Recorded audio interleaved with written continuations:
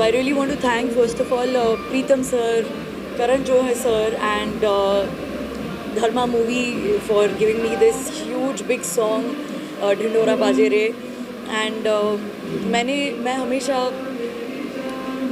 हमेशा से ये मेरा ड्रीम था to sing for Pritam da and Karan Johar's film, and ये बहुत बहुत बड़ा सपना मेरा पूरा हुआ है genuinely, and that too singing for the most beautiful, like one of the most beautiful actresses Alia Bhatt. And ये मेरी कोइंसिडेंटली रणवीर सिंह की दूसरी मूवी है जिसमें मुझे गाना गाने का मौका मिला है. पहला was Ramlila and another one is Rocky और रानी की प्रेम कहानी, and I'm really really grateful. And one more thing कि ग्लास हाउस लाउंज में मुझे आज अपने गाने के बारे में बात करने का मौका मिल रहा है. So definitely thanks to glass house team, and glass house के 6 साल पूरे हो रहे हैं. So congratulations to Abhay for this.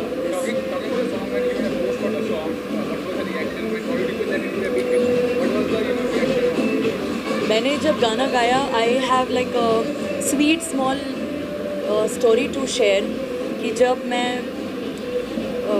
प्रीतम दा का कॉल आया था, मैं स्टूडियो गई गाना गाने के लिए. जब गाना गा के मैं गुजरात वापस लौटी, there was some show that I had to go for. मैं वहाँ गई बड़ौदा में, और काली माँ का मंदिर है पावागढ़.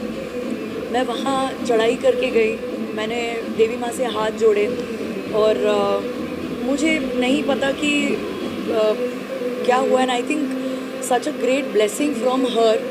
जैसे ही मैं पावागढ़ से नीचे उतरी और मुझे प्रीतम दा का फिर से कॉल आया कि आपको और एक बार इस गाने को गाना है, and now rest is history. और I am really really grateful to God as well. मैं बहुत बड़ी देवी माँ की भक्त हूँ, मैं दुर्गा माँ की, काली माँ की भक्त हूँ. और इस गाने की एनर्जी बहुत डिफरेंट है. अगर आपने सुना होगा, देखा होगा इस गाने को, the energy is completely different. जिस तरह से देवी माँ की मूर्ति दिखाई गई है गाने में, उसकी एक एनर्जी बहुत अलग है. एंड जब मैंने इस गाने को गाया, I had something different in my mind. बहुत ही अलग एक वाइब्रेशन के साथ मुझे आई कुड फील कि दुर्गा माँ, उनके आशीर्वाद, there was something, that some kind of energy which was around me. और मैं तो बस माथा टेकने मुझे और एक बार जाना है थैंक यू कहने के लिए.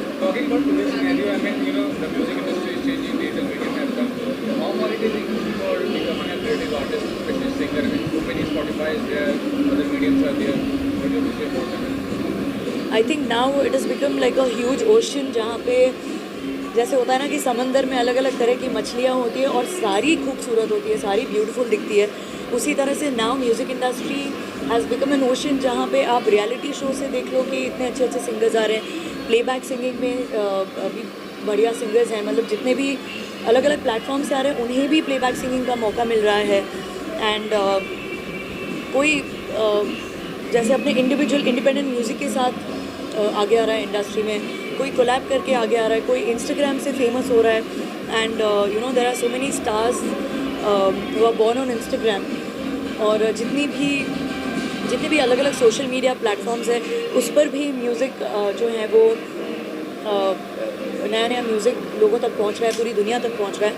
एंड सबसे बेस्ट पार्ट ये है कि you know the world has come so closer, कि जितने सारे लोग हैं कोलैबोरेट कर रहे हैं, national you know regional artist और जितने भी प्लेबैक सिंगर्स हैं उनके बीच कोलैबोरेशंस होते हैं.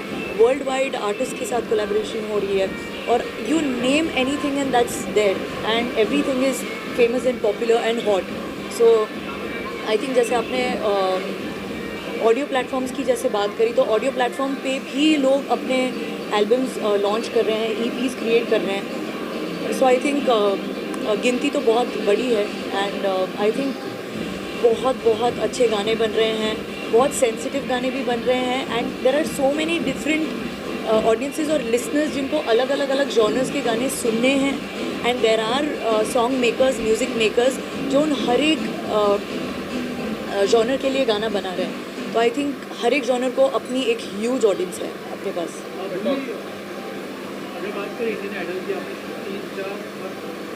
कुछ रीज़न की वजह से क्लोज कर दिया, तो 5 लाख रन अप उसका क्या उसके लिए मैं ट्रायल एंड एरर बेसिस पे और अपनी गलती से ही सीखना और सीख के फिर आगे जाना। तो आई थिंक ये मैंने जो रियलिटी शो में जो एक एक्सपेरिमेंट हुआ था, एक्सपेरिमेंट मैंने किया था कि शायद मैं ये गा कर देखूँ, विच डिडंट वर्क। दूसरे सीज़न में मैं और थोड़ा आगे गई एंड शायद वो काम नहीं किया। उसके बाद मेरे पास इनफ गलतियाँ थी सीखने के लिए एंड फिर मैं इंडियन आइडल 5 सीज़न 5 में गई और हर सीज़न में मेरे कॉलेज के फाइनल एग्ज़ाम्स आते गए, तो हमेशा मैंने संगीत को चुना एंड स्टडीज़ को मैंने फिर अपने हिसाब से, जैसे केटी स्टूडेंट्स के साथ में बैठती थी एग्ज़ाम्स देने के लिए।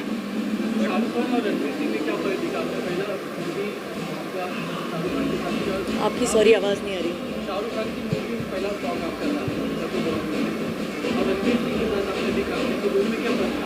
रणवीर सिंह की मूवी जो रामलीला थी वो 2013 में थी और उड़ी उड़ी जाए जो रईस मूवी का गाना आया था वो 2017 में आया था।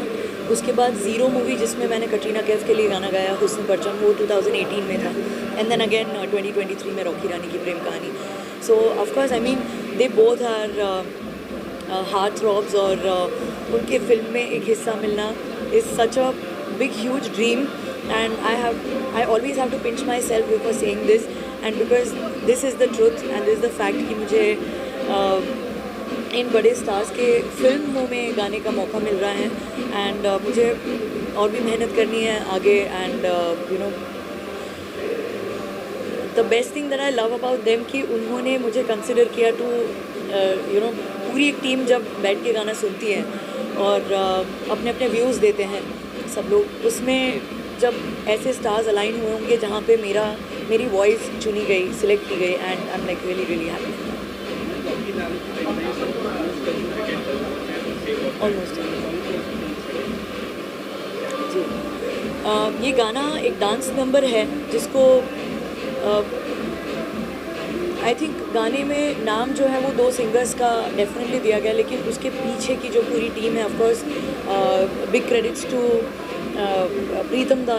प्रीतम सर और करण जौहर सर, जिन्होंने इस थॉट को इतना आगे बढ़ाया कि एक बहुत बड़ी टीम जो है वो क्रिएट हुई।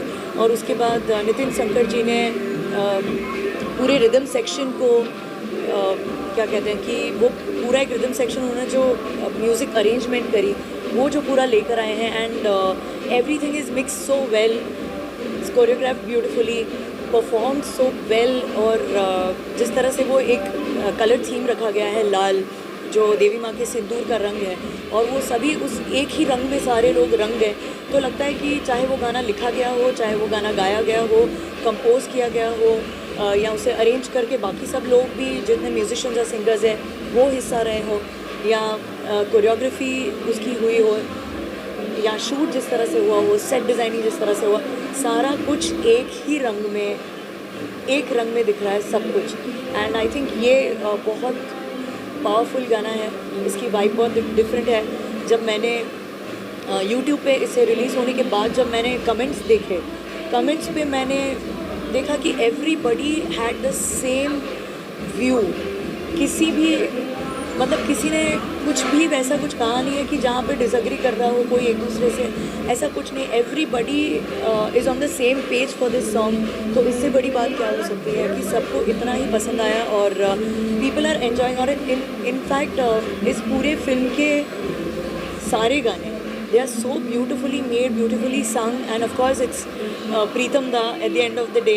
तो जब प्रीतम सर का जादू छाता है, उनके कॉम्पोजिशन का जादू सबके दिलों पे छाता है।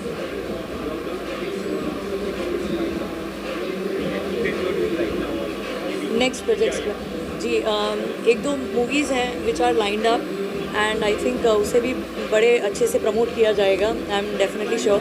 एंड इस बारी मैं प्री नवरात्रि ऑस्ट्रेलिया के लिए जा रही हूँ परफॉर्म करने, एंड यूएसए और कनाडा जा रही हूँ मैं प्री नवरात्रि। एंड नवरात्रि के लिए I will be performing in Borivali, Bala Saheb Thackeray ground जो है, उस ग्राउंड में मैं परफॉर्म कर रही हूँ।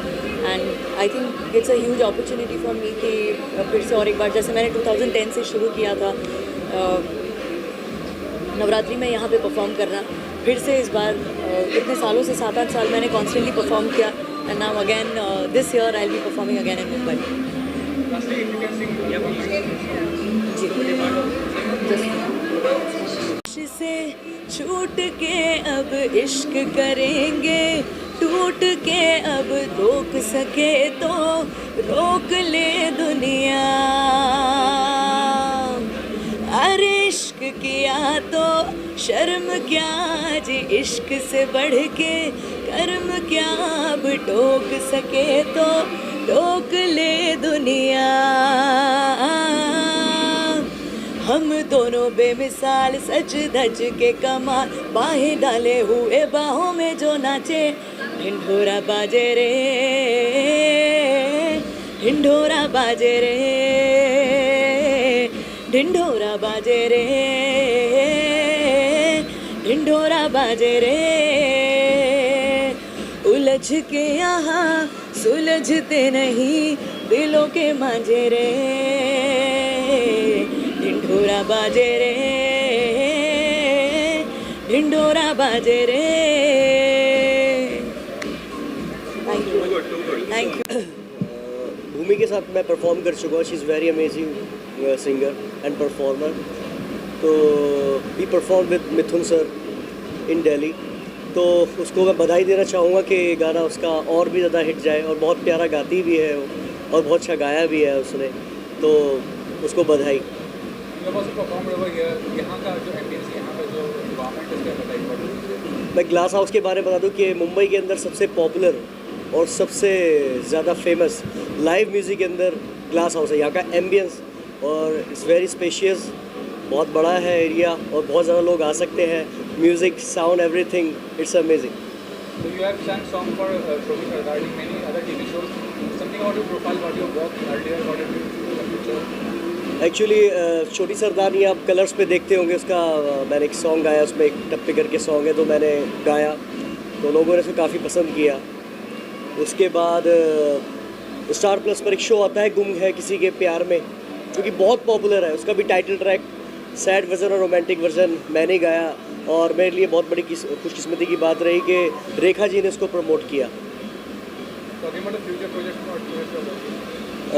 फ्यूचर प्रोजेक्ट्स में ये है कि कुछ तो गाने मेरे अभी रिलीज़ हो चुके हैं, चंद माही आजा, और अभी 10 दिन पहले ये गाना मेरा रिलीज़ हुआ है, याद किया दिल ने, जो सारे गामा लेवल से रिलीज़ हुआ है। और अगला गाना जो मेरे 2 गाने आ रहे हैं, जिसका नाम है सुन सोनिया, जिसको अभय परपानी ग्लास हाउस ने ही प्रोड्यूस किया है। वो पहले भी मेरा गाना प्रोड्यूस कर चुके हैं, चंद माही आजा। और अभी और उसके बाद दूसरा गाना है ओ सावरे, जो कि मैंने लिखा है, मैंने कंपोज किया है, उसका म्यूज़िक दिया है डीजे हार्दिक ने। डीजे हार्दिक इंडिया के सबसे यंगेस्ट एंड पॉपुलर डीजे हैं, तो उनके साथ भी गाना आ रहा है। वो दोनों गाने शूट हो चुके हैं, तो बहुत जल्दी आपकी टीवी स्क्रीन पर या आपकी मोबाइल स्क्रीन पर दिखेंगे। थैंक यू सो मच, बहुत बहुत शुक्रिया आप सबका भी।